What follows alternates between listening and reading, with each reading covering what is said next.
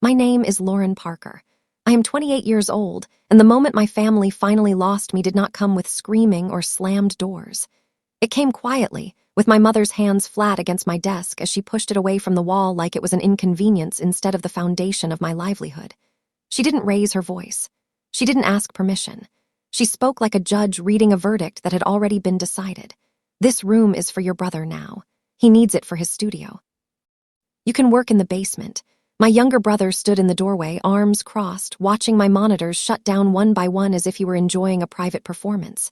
He smiled and said I would be fine down there. Less distraction. He said it lightly, but it landed heavy. That room wasn't a hobby space. It was where I earned the money that kept the lights on in that house. I looked at both of them and said one word. Okay. They heard compliance. What they didn't hear was goodbye. I packed what I could carry in one trip. Laptop, external drive, a few personal things. I walked downstairs like I was following instructions. That same night, I left without telling them. When the sun came up the next morning, the phone calls started. Missed call after missed call. Then messages. We can't cover bills without you. Please answer. Come home. It was almost funny how fast I went from invisible to essential once I was gone. Growing up, I was always the dependable one. The kid who finished homework early, who planned ahead, who worried about consequences. My brother Ethan was labeled creative and sensitive, which somehow meant expectations didn't apply to him the same way. When I earned a scholarship to a design program, my mother congratulated me in passing like it was expected. When Ethan barely passed an online course, she threw a celebration and posted it everywhere. I learned early that responsibility didn't earn praise. It earned silence. After college, the cost of living made moving back home feel logical. I told myself it would be temporary. What actually happened was I became the backbone of the household without ever agreeing to the role. It started with covering one bill, then another. Internet upgrades so Ethan could stream. Subscriptions everyone used but only my card paid for. Groceries, ride shares, emergency expenses that somehow were always mine to solve. Nobody acknowledged the shift. It just became assumed. Lauren will handle it. When Ethan announced he wanted to be a content creator, my mother spoke like he'd chosen a stable profession. Support meant I paid for his courses, his gear, his lights. Support meant fixing the internet in the middle of the night because a dropped stream upset him. Meanwhile, my actual career happened quietly. I built a professional workspace because I had to. That room wasn't luxury. It was survival. It helped me land better clients, higher pay, stability, but my mother called it luck. As if it had nothing to do with effort. I tracked everything in a private list. Every dollar I spent propping up a household that treated my contribution like background noise. The number grew until it made my chest hurt. Still, I stayed. Until they took the room that made it all possible. That night, lying awake, I asked myself what would happen if I stopped fixing everything. The question followed me everywhere. The next day, I opened apartment listings. Just looking, I told myself. Then I found a studio. Small, bright, quiet, expensive but not impossible. I did the math. When I removed all the money I'd been bleeding into that house, the rent suddenly made sense. I toured it under the excuse of a meeting and signed the lease with shaking hands. The money leaving my account felt painful, but honest. Back home, nothing changed on the surface. Ethan yelled into his headset. My mother complained about prices. No one asked about my day. That made it easier to pull away. I started saying no. I stopped covering extras. I let problems exist without solving them. The house didn't collapse. It just grew uncomfortable for them. I moved my life out in pieces. Files first. Then equipment. Clothes. Personal items. Late at night, I carried boxes into my new place and stood in the silence that felt like oxygen. By the time my old office officially became Ethan's studio, everything important was already gone. The breaking point came when I discovered my chair was missing. My mother sold it to buy Ethan a microphone. Something inside me went still, not angry. Done. When I showed her the records of everything I'd paid, she tried to deny it. Ethan called me dramatic. Family shares, he said. That was the moment I realized they truly believed my labor belonged to them. I told them I was leaving. They laughed, then panicked, then begged, "You can't do this. We need you." That was the truth they never meant to say out loud. I booked the moving truck that night. When the confirmation came through, I felt light for the first time in years.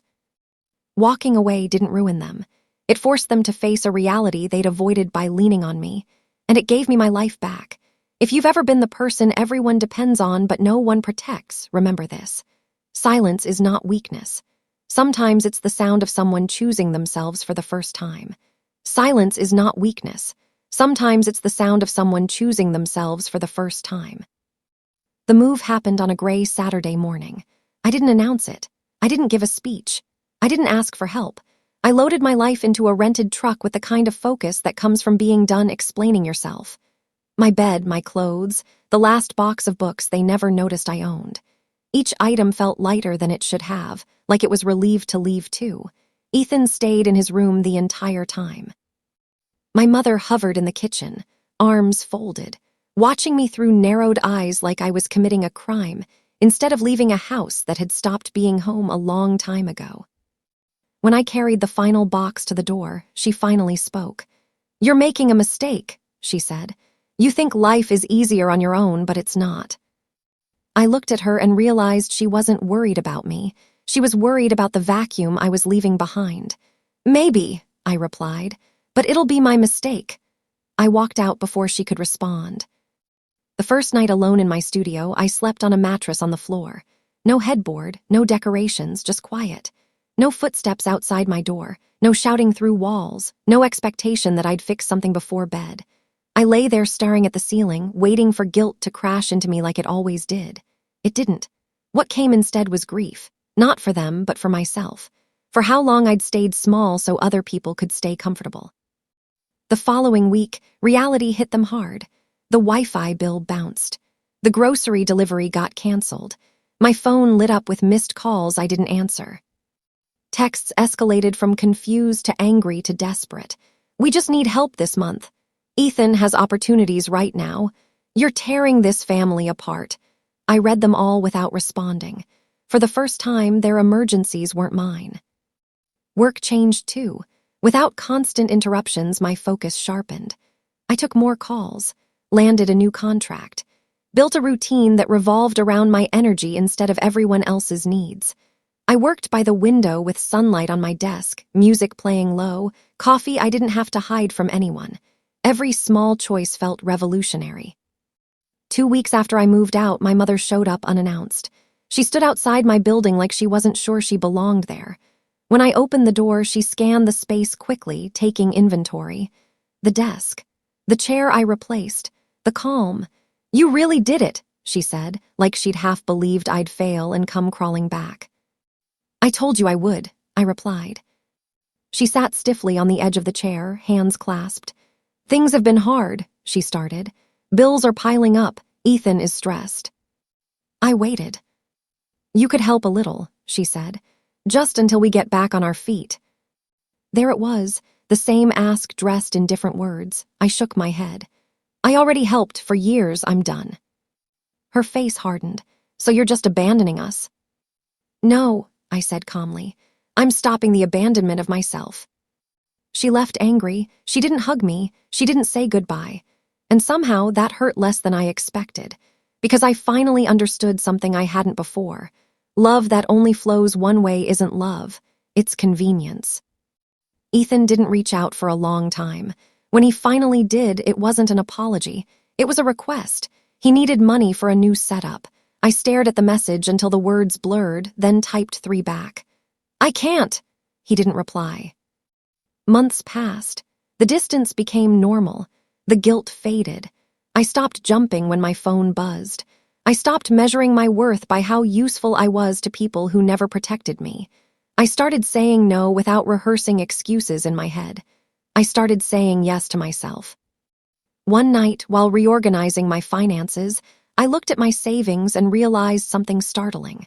For the first time, my money was growing instead of disappearing. Not because I earned more, but because no one was quietly siphoning it away. Stability wasn't a fantasy. It was a boundary. I ran into my mother at a family gathering later that year. She looked older, tired. She hugged me stiffly and said, "We didn't realize how much you did." It wasn't an apology. It was a realization that came too late. I nodded and let it pass. Closure doesn't always come wrapped in accountability. That night, back in my apartment, I sat at my desk and opened a new project. The screen glowed softly. The room was quiet. And for the first time in my life, everything I built stayed mine. I'll ignore the abuse and focus on the work. Here is a clean, continuous, paragraph-only continuation, emotionally heavy, high engagement, no gaps, no filler, written to extend the story strongly toward a full arc. This continues naturally from where it ended and pushes toward late-stage consequences, regret, and irreversible separation. Everything did stay mine, and that was when the real consequences began for them. The silence I created didn't just give me peace, it exposed the cracks they had been hiding behind me for years. Within weeks, the messages shifted from irritation to panic. My mother's texts grew longer, more frantic, sent late at night when stress strips people of pride. She wrote about overdraft fees, late notices taped to the door, utilities threatening shutoff. She wrote about how tired she was, how she didn't understand how things spiraled so fast. What she never wrote was an apology. What she never acknowledged was that the spiral only existed because I had stopped holding the ceiling up with my bare hands. Ethan tried pretending none of it was happening. He posted less. His streams became inconsistent.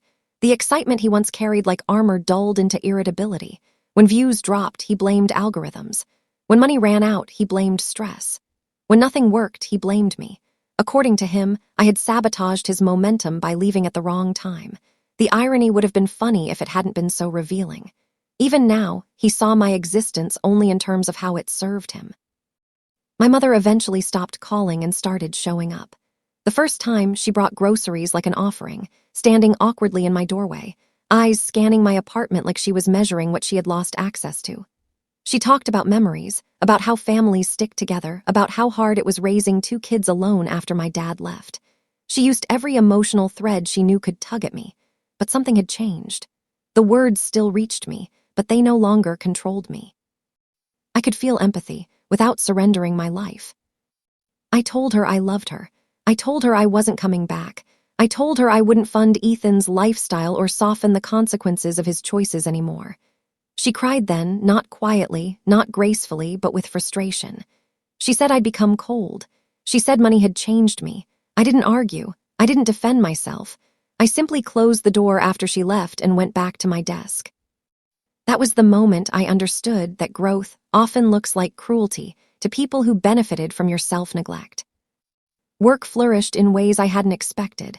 Without constant emotional drain, I had capacity. I pitched ideas confidently. I asked for raises instead of hoping someone would notice my effort. I stopped apologizing for taking up space. Clients trusted me more because I trusted myself. Stability wasn't loud or dramatic. It was steady, predictable, safe. The guilt didn't disappear overnight. It came in waves, especially on holidays. Especially when I imagined my mother eating alone or Ethan packing the house angry at a future that didn't bend for him the way it used to. But guilt is not proof of wrongdoing. Sometimes it's just the residue of conditioning. And I was unlearning years of being taught that my worth came from sacrifice. 6 months after I moved out, the call came. Not a text, not a passive-aggressive message, a call, Ethan's number. I almost didn't answer. When I did, his voice sounded smaller. Tired, he didn't yell, he didn't joke. He said, "I didn't realize how much you did." It wasn't an apology, it was an observation. But it was the closest thing he'd ever come to accountability. I told him I hoped he figured things out. I didn't offer money, I didn't offer solutions. When the call ended, I sat quietly, surprised by the lack of relief. Closure doesn't always feel like triumph. Sometimes it just feels like acceptance. My mother and I settled into a distant rhythm. Occasional check-ins, polite updates, boundaries held firm. She stopped asking for money. Not because she didn't want it, but because she finally understood the answer wouldn't change. The power dynamic shifted, and she felt it. We never spoke about the desk again, or the chair, or the years I carried her life while shrinking my own. Some conversations don't happen because they would require too much honesty from the wrong side. A year later, I upgraded my apartment, not because I needed more space, but because I could. I bought furniture without justifying it to anyone. I built a home that reflected me instead of absorbing everyone else. I hung art I loved. I filled shelves with books I'd hidden away because they were too much. I hosted dinners with friends who asked about my work, who listened, who didn't assume my generosity was endless. One evening, as I shut down my computer after a long but satisfying day, I caught my reflection in the darkened screen.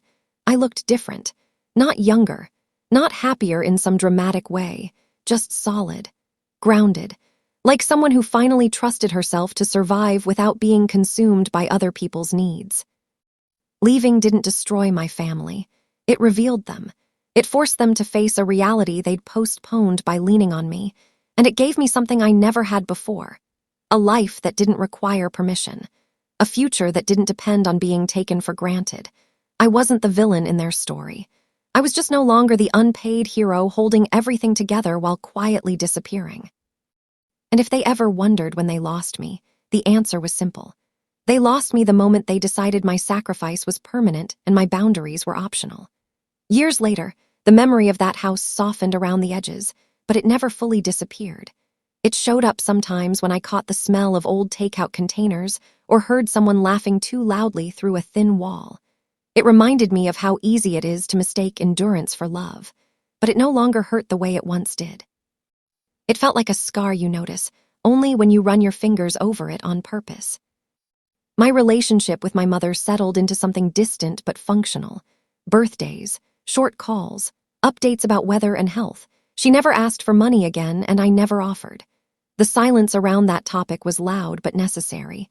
Every once in a while, she would say something like, "You're doing well," and I could hear the surprise tucked inside it, as if she never truly believed I would survive without being attached to them. Ethan drifted further away. His channel never took off the way he imagined. He jumped between ideas, jobs, excuses. Sometimes I heard about him through relatives who spoke in lowered voices, as if disappointment were contagious. I felt sadness for him, but not responsibility. That line stayed clear. I learned that compassion doesn't require self-destruction. My life filled up in quieter, sturdier ways. Mornings became mine. Evenings stretched instead of shrinking. I learned how to rest without guilt, how to spend money without fear, how to say no without rehearsing apologies.